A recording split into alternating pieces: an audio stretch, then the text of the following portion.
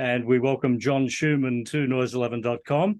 Quite a lot of live performances coming up, and in quite a few different categories as well, John. You've got the Redgum Years, the Vagabond crew out there doing Lawson again as well.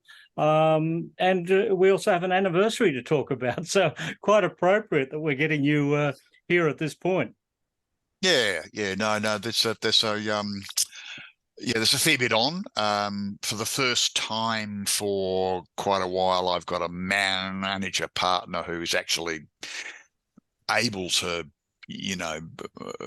structure the whole thing, strategically, which is great for me because it pulls a whole lot of stuff off my shoulders so that I can concentrate on the band and the music. Yeah. Well, the Redgum Years, let's talk about that one firstly, because this was something that sort of came together for the Adelaide Fringe Festival only a couple of years ago, wasn't it? Yeah, look, Paul, it came originally from, a not insignificant demand out there for the Redgum, for Redgum to do a reformation. And we talked about it from time to time, but the time was never quite right. I didn't have a burning need because I had a band, the Vagabond crew, and I had Hugh McDonald, in the band with me. So I had half of Redgum anyway. And then when Hugh died, then it just wasn't going to happen. But still, the pressure to I reform Redgum or tour Redgum or whatever, and I was never going to go out and pretend to be Redgum, even though, to a large extent, I'm the face and the voice. So I sort of resisted. But the band, interestingly enough, the guys in the Vagabond crew, they love the old Redgum catalogue, and they persuaded me that we could do a show. It was their idea, actually. Look, let's do John Schumann and the Vagabond crew present the Redgum Years. And I thought, yeah, and then that suddenly made sense. It was honourable, it was ethical, but it enabled me to get back into those songs, that whole very much respected and much loved catalogue. Yeah, well, the most well-known song, I Was Only 19, was released in March 1983. So we're right at the 40th anniversary this month. Yeah, it's quite extraordinary to think how long that song has lasted and how current it is. I mean, even today, I'm surprised at the level of respect and affection there is right across Australia for that song, for people who weren't even born when it originally, went to number one. It's really quite extraordinary. And I think, I'm definitely blessed. A songwriter, very rarely gets to write a song like I Was Only 19 in, sort of in their life. And, I'm very happy that 19 was that for me, because it changed my life. But more importantly, I think it changed a whole lot of other lives as well. I think one of those striking things about the song, I mean, just as we reflect on 4 decades of 19, we did a whole series of Forces entertainment tours, and in 2011 we took the band to Afghanistan for the first time. And I remember being in Tarancot, and I was, wandering down one of the little laneways in the base, and this kid came, a soldier, obviously. He must have been about 24 or 25, and he was just awestruck that I was actually there, which I found a bit lovely, but a bit embarrassing. And, then he proceeded to tell me how important 19 was to him and his mates. And I'm looking at this kid. Oh, he's a young man, but you know what I mean? From where I sat, everybody's a kid, and I'm thinking, wow,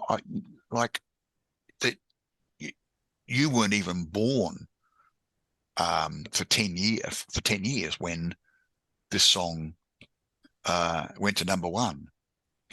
So it's really quite an extraordinary achievement. I mean, the other thing that it's a frustration. I'm delighted that I was able to write something as long-lasting and as useful as I Was Only 19, something that somehow has, woven itself into the cultural fabric.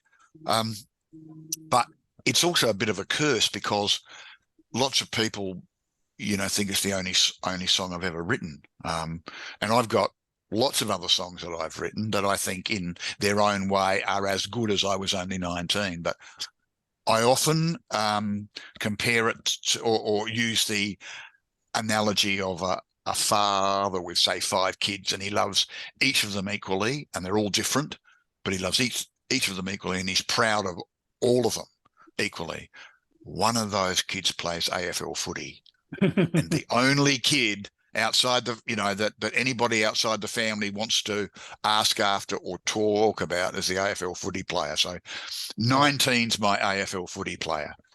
I guess it resonated, though, because 1983 was only 15 years after the Vietnam War ended. So, it was very fresh in our minds, and it was a real story, wasn't it? It was your brother-in-law sat down and told you this story, and Frank was a real person who you got to be on a stage with not long after. I think that's probably why it resonates with everyone, because you didn't have to sell the story. It was a story that everyone knew. You articulated what people hadn't been able to talk about before. Yeah, look, I've often reflected on that, Paul. I mean, I think, obviously the Vietnam War was a very divisive episode in Australia's history. And for me, it was a case of there, but for the grace of God go I, because I could have, in a whole other world, I was old enough, I was in that generation for which, a trip to Vietnam was actually on my horizon. It was a very real chance. Now, it happened that I didn't go, and the whole thing was winding down, and they knocked conscription on the head about the time my marble was due to go in the barrel. But I had friends who went, and they came back fundamentally altered, fundamentally altered. And I think there was a lingering kind of guilt in Australia about the way we treated our Vietnam veterans when they got home, and 19 kind of gave everybody in Australia the chance to look over the back fence into the life and the heart and the mind of the Vietnam veteran. And I always also, and I've said this before, but I really believe that we are fundamentally a fair and decent mob, Australians. And I think after the division and the anger and the all of those emotions that ran around across Australian society, arising from our participation in that completely fruitless conflict, I think that had died away, and we started to get, put some humanity and some compassion into the story. And 19, I think, was able to work so well and so hard and change the way we think about these things, because I got the detail right. I often reflect. I mean, I was toying with the idea of a song about Vietnam veterans, and then Don wrote Khe Sanh, and I just went, well, like, thanks, Don, that's great. You've hit that one, over the fence for 6, so there's no room. But somehow or other, for some reason or other, I wrote mine anyway. And while at that stage, the broad mass of Australians, still, and quite deservedly love Khe Sanh, the thing about I Was Only 19 that gave it its cred was I got the detail right, and the Vietnam veterans, they understood what Don was trying to say with Khe Sanh, but they absolutely identified and resonated with I Was Only 19. And it was their commitment to the song, their approval, however painful it was for lots of them to listen to it, it was their approval that dragged the rest of us, that sort of like shifted the spotlight, if you like. I mean, because the fact is that Australians weren't at Khe Sanh. I was singing about Nui Dat and Vung Tau, and Don was singing about Khe Sanh, and Australians weren't at Khe Sanh. Hmm. And it's only those people who actually understand a bit about Australia's participation in the Vietnam War know that. Hmm. It's amazing, isn't it, how few words can tell such a big story. 6 words in particular, if you don't fight, you lose, were your words.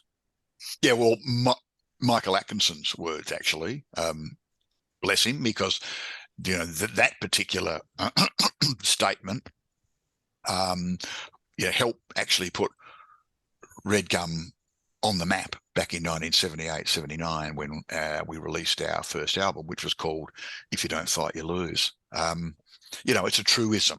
But it's interesting, a long time after I left Redgum, I was on a train in Sydney. And, you go through the train corridor and there are all the fences and the warehouses and the factory walls as you go into Central, and scrawled in really big letters was, if you don't fight, you lose. And I thought, wow, there it is. That's, that we don't, Redgum doesn't own that anymore. That's owned by the Australian people. And to have that, sort of in big red letters on a rails corridor is pretty important, I reckon. Yeah. Well, you've continued telling that story in other songs on every Anzac Day, for instance. Yeah. On every Anzac Day was kind of interesting. I met the then Chief of Army, David Morrison, on a C-17 from Kabul to Kandahar when we were on one of our overseas entertainment tours. And I didn't realise that David was a big music fan, but also a Redgum tragic. Mm. And we struck up a bit, a relationship and that turned into a friendship. And 2014, he rang me up and said, "I've got an idea. I'd like the Army to commission you to write a song to commemorate the service of Indigenous men and women for the Anzac Centenary." And he said, "So here's the brief. I want you to incorporate all the conflicts that Indigenous Australians have participated in. So that's everyone from the Boer War right through to Iraq today. I want you to focus on World War One because that's the anniversary, and I want it to be as big as I was only 19. Is there anything you don't understand, soldier?" And it was a big brief, and it didn't get to be as big as I was only 19. Though I got to tell you, when we play it live, it really brings the house down. It really absolutely does. It's one of those. There's a couple of songs that we do in the Vagabond Cruise set that actually will get a standing ovation in the middle of the show, and that's one of them. And I think I did pull it off. I think it's a good song, and I'm proud of it because it was a challenge. But I think it speaks as much, if not more, about the march to reconciliation.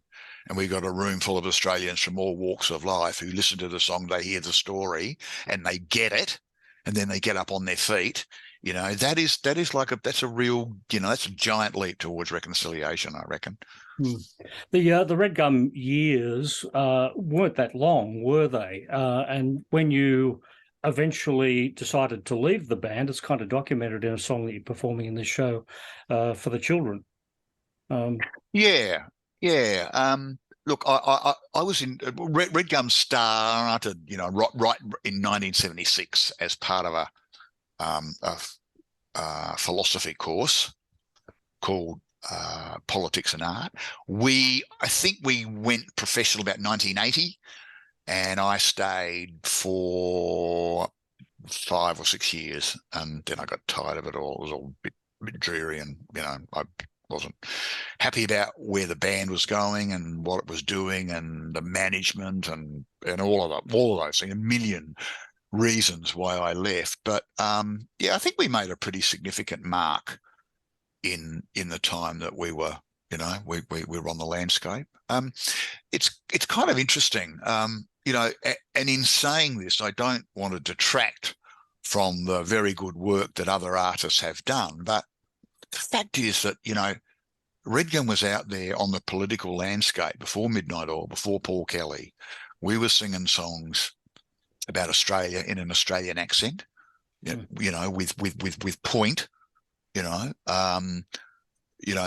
before those guys kind of, you know, worked out that this was a path that they could walk down too. And, you know, as far as I'm concerned, the more the merrier. But, you know, Redgum really did knock down a lot of walls, I reckon. I was listening to Missy Higgins, you know, and listening to her Australian accent, and somebody said to me, which, you know, and I didn't sort of actually stop thinking of it myself, but somebody was in the room with me when we were listening, and he said, you know, I'm not entirely sure that she would have been able to be as successful as she is singing like an Australian woman, had Redgum not crashed through that cultural barrier. Because when we started off back in the day, I mean, we couldn't get airplay. We couldn't get on television because, you know, everybody, you know, sort of recoiled at the Australian accent, which was, you know, ultimately mine.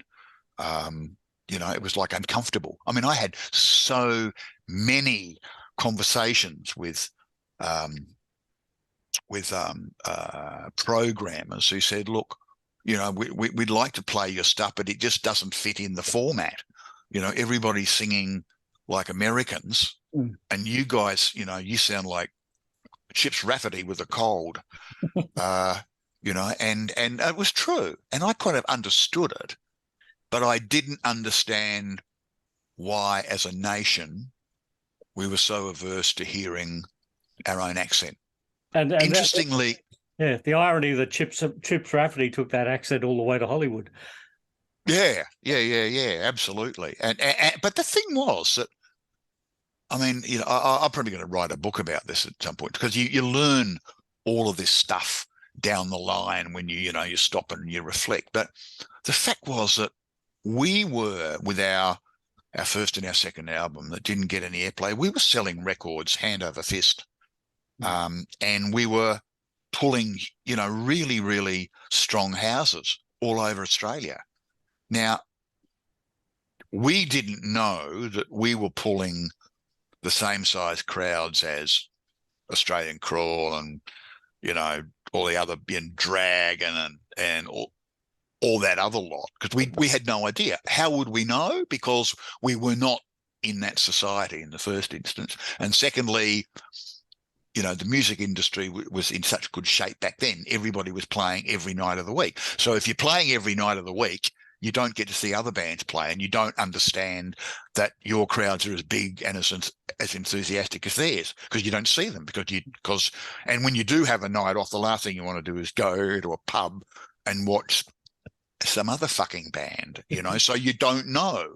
I remember this is probably 1982, maybe it was before 19. I remember we were going out on tour, and our crew, I don't know, we had to take out a couple of guys from the sound warehouse where we booked all our production from. I think it was Troy Balance, and Australian Crawl were off the road.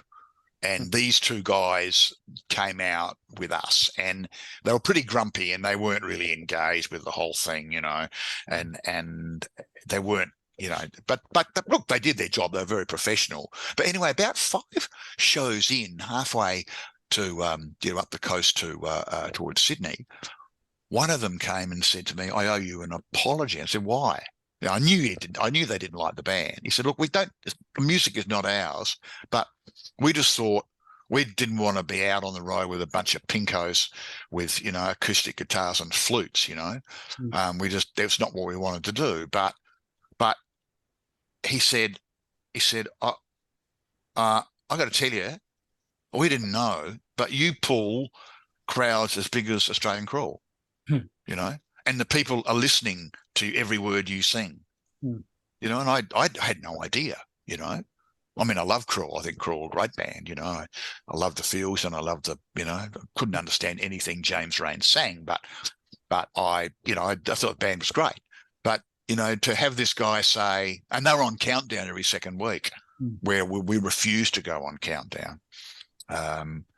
You know, so to have this guy come and say, your crowd's as big as theirs, Hmm. you know, and I'm sorry, I apologize, which he didn't need to do, but it was always lovely of him. Yeah. Part of the live shows that you're doing in coming months also include more performances of Lawson. Now, this started back in 2005. It's incredible that this has been going for so long.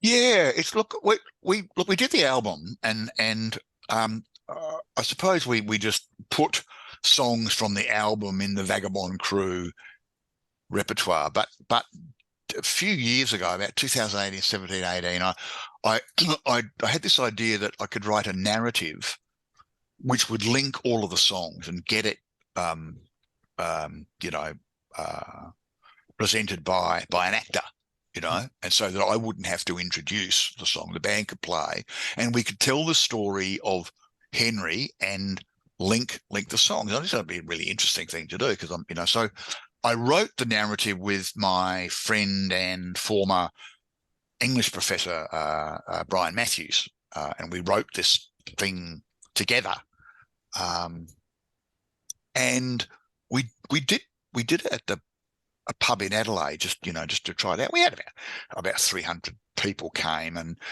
they actually came, I think, you know, because they're John Schumann fans and because I don't play in Adelaide all that much, and you know, but they actually, the thing was they were absolutely knocked out by it. They just went away going, wow, that was the best night I've ever had in a pub watching a band. It was amazing. I said, suddenly I'm back in the world of Australia and Henry Lawson and all of the stuff that he said. I didn't know about this and I didn't know about that, and I was moved and lifted and exhilarated and depressed and saddened, and I cried, and you know, and I thought, wow, well, I might have something here. So we did it a couple of times, and every time we got the same response. So we took the plunge, Paul, and we went to the Adelaide Symphony Orchestra and said, why don't we do this at the Festival Theatre with the Adelaide Symphony Orchestra? And I have the violin player in my band, Julian Ferrarato's highly regarded by the ASO. So he wrote all the arrangements,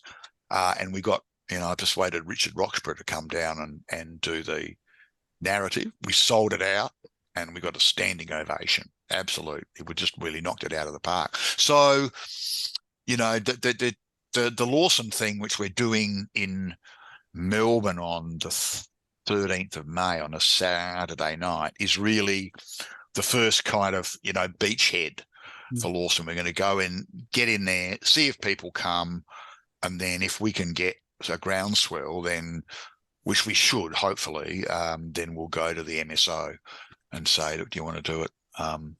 Because look, it's such an important story, you know, for Well, people Australia. talk And about I've the overall poetry of Henry Lawson, don't they? But they don't. The stories, they don't actually realise, you know, the backstory to Henry. He came from a broken family. He was deaf. There's all of these challenges that he had to overcome to create the successes that he had. Yeah, absolutely. I mean, they don't understand that he was profoundly deaf by the time he was about 14 or 15. And so when you actually understand that, and then you start to think about how does this guy hear the language, because he must be hearing it in his head. You know, there's a song called Second Class Wait Here, which is one of my favorite Lawson poems, and you know, it's great. We turned it into a really, really cool song, you know. And you know, when you listen to it, you know that it's very onomatopoeic. You can hear, you know, the sound of the trains and the, you know, the rushing and the clanking and the screaming and the screeching and all that sort of stuff. How does he know that? Because he's deaf. Yeah, no. Look, it's a really, you know, for me, it's a really exciting project. It's a hard sell, because these days with the internet and Spotify and, you know, streaming, and there's so much going on that we tend to, something like Lawson requires like a bit of kind of patience and a bit of listening and a bit of understanding. But I really do think that, well, I do know that when people come, they are moved and they're exhilarated, and they're certainly not disappointed. I mean, to give you an idea, I somehow or other, I've got some friends in Adelaide who are motorbike coppers, and they sort of, I wrote a song about them called Graduation Day. So there's sort of, a lot of them have sort of become fans, and they came along just because I was doing something. They were just knocked out, totally knocked out. These are just ordinary blokes who ride around on a BMW pinching guys, for going through stop signs, but they were just absolutely blown away, and that gave me so much heart. Yeah. Well, we've just about run out of time here, so it's good to talk to you, John. There's so much activity coming up over the next few months, and you've got to get your day job done as well. So, it's you're going to be a busy man. No, I'm a busy boy, Paul. Busy boy, yeah. Good to have you here at Noise 11. Yeah, thanks, mate. Appreciate it and enjoyed the chat.